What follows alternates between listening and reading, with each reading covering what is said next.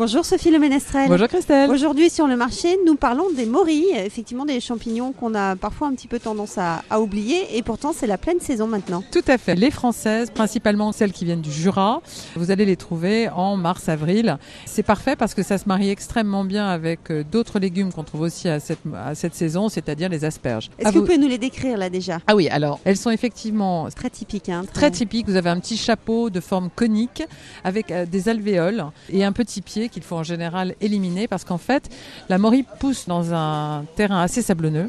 Donc le gros challenge de la morille, c'est de la nettoyer.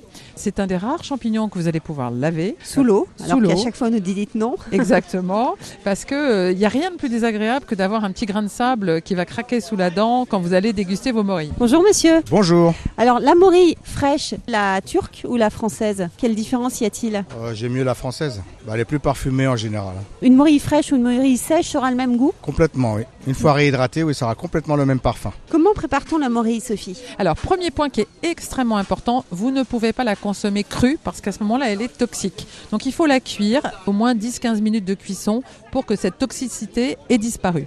Ensuite, vous allez faire des choses assez simples avec cette morille parce qu'elle a un goût extrêmement fin. Elle se marie très bien avec les asperges, les œufs. Une omelette aux morilles, c'est absolument magnifique. Et aussi, bien sûr, le poulet au vin jaune du Jura et aux morilles, qui est un plat d'exception. Et alors, si vous voulez une sauce à la crème avec, par exemple, une petite volaille et que vous voulez que ça ait beaucoup de goût, à ce moment-là, vous prenez aussi des morilles séchées que vous allez faire donc tremper dans un petit peu d'eau chaude. Ensuite, vous allez récupérer ces morilles et vous les mélangerez avec vos morilles fraîches.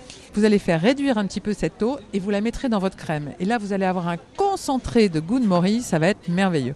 Alors, il faut en profiter, la saison est courte. Merci Sophie Le Ménestrel. On retrouve toutes sortes de recettes sur les morilles sur votre site terroirdechef.com et on vous retrouve la semaine prochaine sur le marché. À bientôt. À la semaine prochaine, Christelle.